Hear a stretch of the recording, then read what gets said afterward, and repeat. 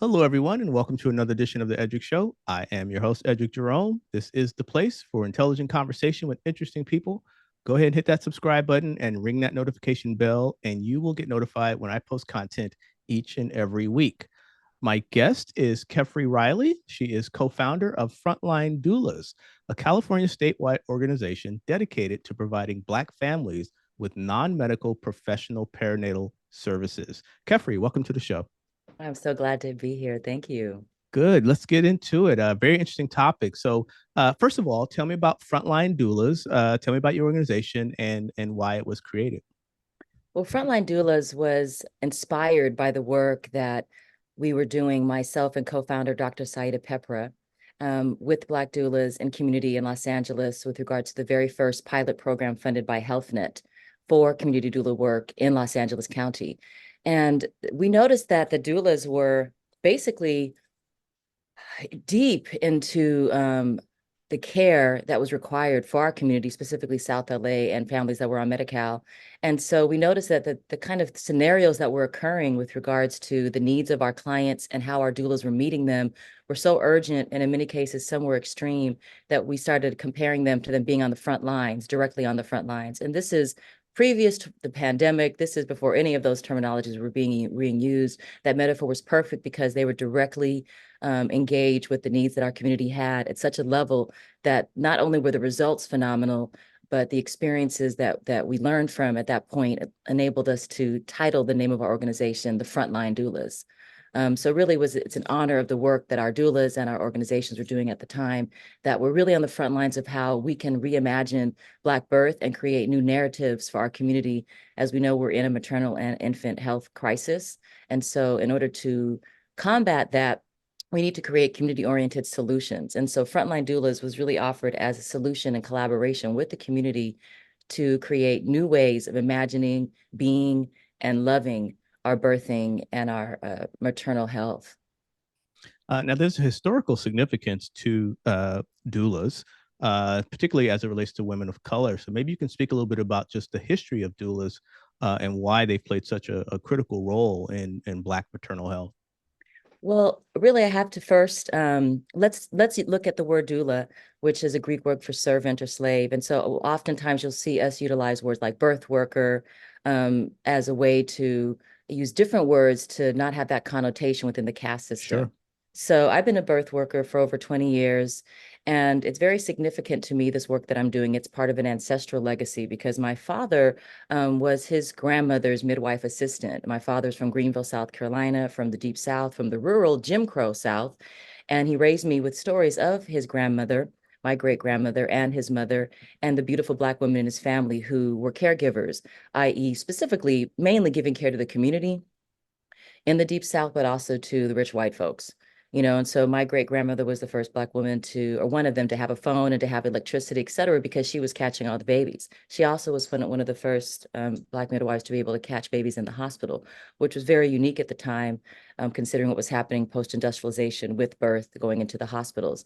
So let's go back a little bit. So birth has always been a part of human legacy. Without it, we would not be here. This is how Exactly. we have evolved. It's a part of our innate primate intelligence. It's a primal knowing, and it's just what we do. Okay, and we do it powerfully, and we do it from a place that allows us to survive and thrive and engage with this beautiful world in a delicate ecosystem. And so in that way, the birthing person or the womb bearer is the center of the ecosystem.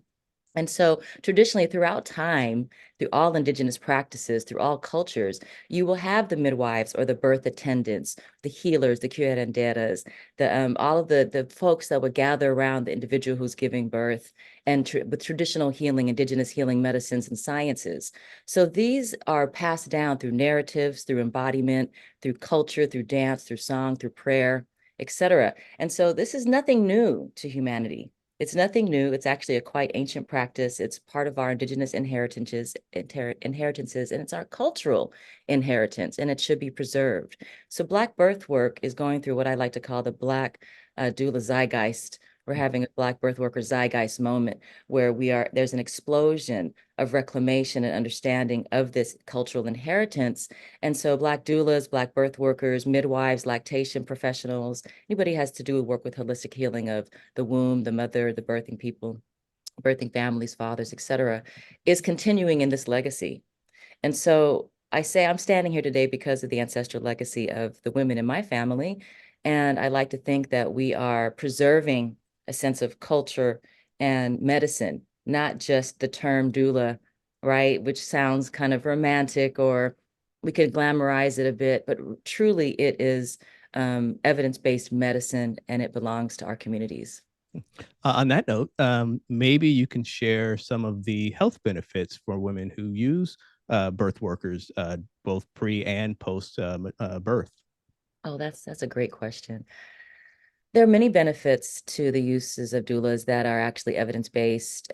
We also, I like to know that we don't need to have Western medical evidence to know what works for our communities. I think that a lot of times that's what birth workers or doulas do, is they give the power back to the birthing families to understand the power that's within themselves and the natural health that can be restored by engaging in these community practices that happen to be evidence-based. So some of the results of doula care or birth worker support include the lowering of interventions that are utilized in birth and in the hospitals. And when we have lower interventions, we're more likely to have more vaginal birth rates and less cesarean rates. So you'll notice a decrease in cesarean rates when the use of a birth worker is at hand. You'll notice the decrease in the use of interventions, which also carry risks along with the benefits. You'll notice an increase in breast or chest feeding and feeding the baby from the body and having increased there. We have a lowering of incidences of childhood illness and, things like that have to do with the health of the child is also benefited when we have birth workers present, because we're more likely to have healthy breastfeeding rates. So in that sense, we lower cesareans, we increase vaginal birth. We also have, which is very important, a huge decrease in preterm births, which is very important in Black and Indigenous communities, because we have high rates of preterm births at up to 14% of births in California and the Black community are happening that are preterm. And with preterm births, we have much greater risks for childhood illnesses, et cetera. So doulas help to support the decrease of all those negative birth outcomes and also create a powerful sense of feeling of support. And when you feel that you were supported during your birth, you're more likely to reach out for support, to take care of the self, and it accompanies you for the rest of your reproductive life. So when you recover healthy and supported in your postpartum period, right, this actually has an impact on your entire reproductive health cycle. And so that means even towards when you're going through menopause, the care that you take of yourself and the care that you allow yourself to have has an impact on your reproductive cycle for decades to come. You mentioned postpartum. That was actually my next question, because that's such a critical part of the birth process that I think, a lot of people, they look forward to the maternal care, the prenatal, and then the birth, but that postpartum period is such a vital, not just between the infant and the child and the mother, but it's such an important aspect of the birthing process. So can you talk to me a little bit about the role that doulas, birth workers, can play specifically in the postpartum phase of childbirth? So glad you had that sensitivity and offered your insight there on the importance of it, because we really are at a place in human history right now, especially with the wars and the uprisings and the challenges that are happening on a global scale, where we have to think not only just of our communities here in the United States and the challenges that we are experience, especially with postpartum care, but how that also is impacting others in solidarity who also have needs globally. And so once we start to see like how these things are actually linked, like we don't want to just look at people who are engaged in having in war zones, et cetera, and go, oh, how sad for the babies and the mothers. But what are we doing here for ourselves? How can we stand up for ourselves and in effect actually stand up for all of those globally? I like to think that we have impact when we take initiative here in our own country. And so in the postpartum period is a very delicate period where the person who's just given birth, their womb is going through the involution process, which means it's returning back to its natural state. You're also at a very highly sensitive open period. We're actually recovering from an intense physiological process, the birthing process. You're engaging with the bonding that's occurring with you and the baby and the family unit as a whole. You actually have gone through a rite of passage, a powerful birthing ceremony where you no longer are the maiden, you are now the mother, you are now the parent. You have crossed a threshold and we never go back. And so the brain actually goes through profound changes in the postpartum period. And so if we don't protect ourselves and protect the mothers and birthing people during this period, it has an impact not only on our brain and our physical health, but in how we raise our children and how we engage in community. So the postpartum period should be respected. And in most cultures, traditional indigenous cultures, there's a 40-day laying in period, a period where you're actually observing, where you are nourishing the body, retaining your sense of self, gathering yourself back into its original form, learning who this new form is as the mother or parent, learning about feeding of the infant, and actually restoring yourself back to the state that you were. And actually, postpartum isn't just the first 6 weeks. It's probably more like the first year to 18 months after you've given birth. And once you've given birth, you are postpartum for the rest of your life. So you go through a change of the brain called matrescence, where the hormones that were operating before you gave birth are now have gone through change. They no longer are the same. So you'll have high levels of prolactin, which is what helps you to make breast milk and to feed the baby. You're having high levels of oxytocin and other hormones that are occurring that are part of the postpartum recovery period. So it's an intense period of transformation. And in this country, we have very little extended family leave policies, very little policies that protect the birthing family and not just the person who gave birth, the father, the parent. This is a unit. So I like to look at postpartum as an entire ecosystem of care that needs to be cherished and uplifted. We must take care of the person who just given birth and the infant because it's completely interconnected, and indeed the caregivers and the family, the fathers, etc. We can't just disconnect one from the other. And so I think we are in definitely a period where we are educating ourselves now about the importance of postpartum, on the effect of our families, our bodies, and our communities, in particular Black and Indigenous communities, which are hardest hit by the impacts of social determinants of health, racism, discrimination, and other structural crimes. That actually raises another question of mine, which is, um, even though technically we live in the United States, and some would argue we have the best healthcare in the world, that's debatable. Um, However, for African American women and women of color, uh, the childbirth process is not always safe in Western medicine. There are risks associated with that, more so than other communities. So maybe you can speak a little bit about women who use the traditional Western methods during their pregnancies, and maybe some of the inherent risks, because there does seem to be challenges with that, particularly for women of color. Yeah.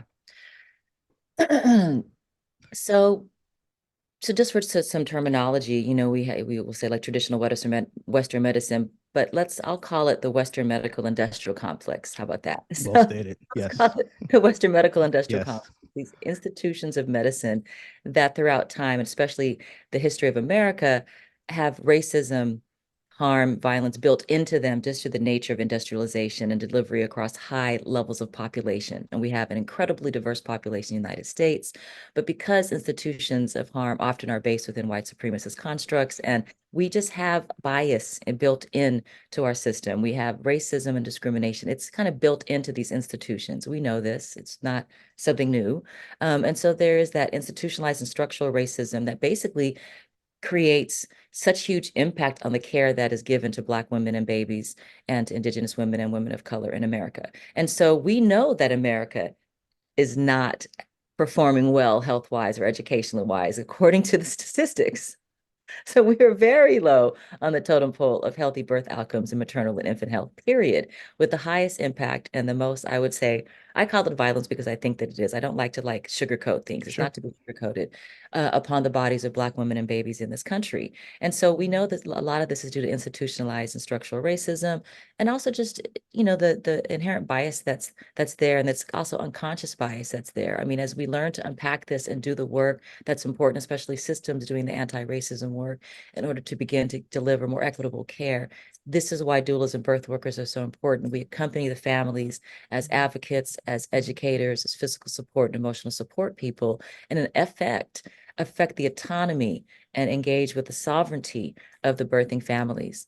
And so when so much has been taken from us in our birthing cultural inheritance, i.e., post-industrialization, when the grandmother midwives, the Black midwives, Indigenous midwives that I was speaking about, but indeed all midwives, but most harm was given into the Black communities where the best care that was given was through the Black grandmother midwives, point blank. So when they started becoming, in effect, sterilized and or controlled and or trained, educated, and brought into the Western medical industrial system, and births were taken out of the home, where they 100% were in American history, and into the hospital.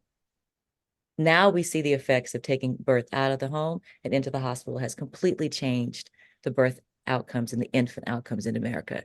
And it's primarily impacted in Black and Indigenous communities because of the structural and industrial and institutionalized racism that's there, and the social determinants of health, access, et cetera, over the history of and time.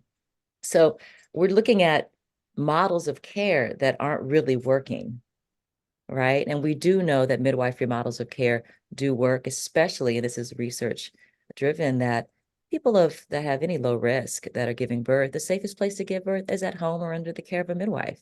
But we still think that it's safer to give birth in the hospital. But if you are a low risk person, that's not the safest place to give birth, actually. There's worse outcomes that are happening, particularly for Black and Indigenous women, than if you're giving birth at home. And that's across the board. So if we already know that, then why aren't we doing more to do that? And so doulas are part of that solution, but it's only one part. And we really have to look at midwifery care and infant feeding practices and access to healthcare in general. Well said.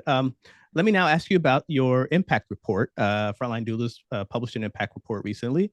Tell me about the report, what people can take away from it, and it's comprehensive. So talk to me about the impact report. Super proud of our impact report. It's online. This is one of the physical copies, but it's online. You can get it at our website, frontlinedoulas.com. And super proud of the work that we've done. It talks a lot about the programs that we've done from 2019 to 2022. So we will have a new report for 2023. But at this point, we've served over 500 Black families throughout Los Angeles and California, and indeed also nationwide. We've had a massive impact on the decrease in cesareans. So if you have a national rate of about 36%, according to the March of Dimes, for African-American women birthing in America, we have a 42% decrease in our cesarean births. So we only have, I think, 21% cesarean births in our programs, which is a massive decrease from 36% when you do the math. And so that shows that if we have less cesareans, we're going to have less problems. We're going to have less maternal deaths.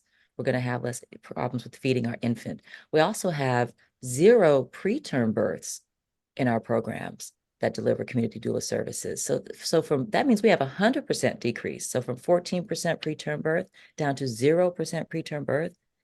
I mean, when you think about the impact of what that is, as far as the cost to insurance companies, the cost for NICU units or babies born prematurely, the health benefits to the infant and to the family. So when you have a preterm infant, there's all types of challenges that comes to them health-wise, also stressors that are occurring to the family unit, and indeed then the community, right? Let alone the cost. The cost is just a capitalistic slant on it. What about the infant's health and the mother's health, the birthing person's health?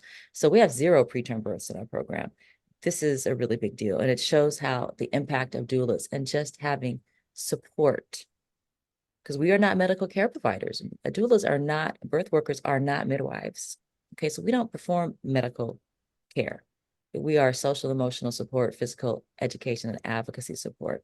So we also have a 7% low birth rate, which is also a massive reduction in low birth rate in the Black community. So these are the major heavy hitters that doulas and in our programs are shown to benefit.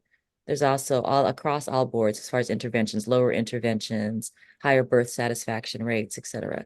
So we've served over 700 families, and at the end of 2023, we've served over 500 families in our Frontline Doula hotline, as well as we've educated and supported 400 doulas last year in becoming a new Medi-Cal doula, because as you know, California has a new Medi-Cal doula benefit under the Medi-Cal Medicaid state benefit. And that's a really huge leap for the benefits of our communities here, since a large portion of people who give birth in California are covered by Medi-Cal. Let me piggyback on that real quick, because one of the aspects of Medi-Cal, and I know in some work I used to do years ago in healthcare, one of the biggest challenges was things like transportation. just getting people to and from. So I think having an opportunity where people can be served in their home, as you say, or at least make it easier for folks to get access to care is huge. And so being able to partner with Medi-Cal now or having that benefit is massive, particularly for women of color. Yes, it's a massive leap. It's a huge benefit. It's a historical benefit. Um, so doulas, as you know, don't give medical care, but we Right. do attend families in the home. We might do prenatal visits there. We might do postpartum visits, or maybe it's in the community, maybe it's in a park, it's wherever that family feels safe. And also the care can also be given via telehealth, so we can reach all types of families that may not be able to think or maybe feel that they can have access to doula care now can. We really do need to add more quality midwifery care to Medi-Cal and raise those rates of reimbursements for midwives as well. That's very, very important to have equitable wages.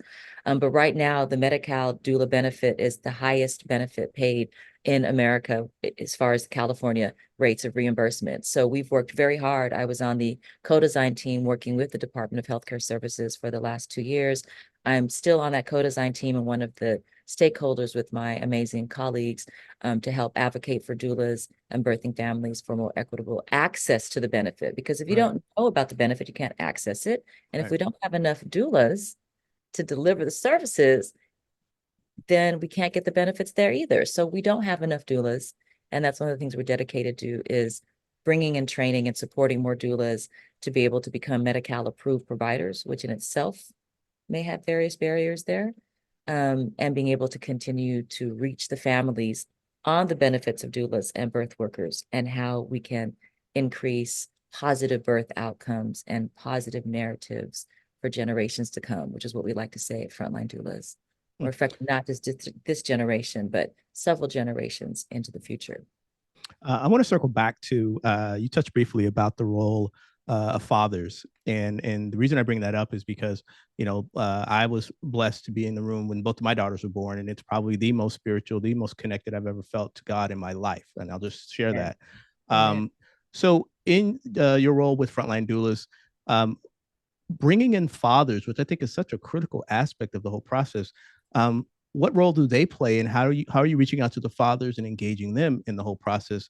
Because again, I think it's well, it's a miracle, obviously, but it's just something that it's such a blessed event that I think fathers being part of the journey is crucial.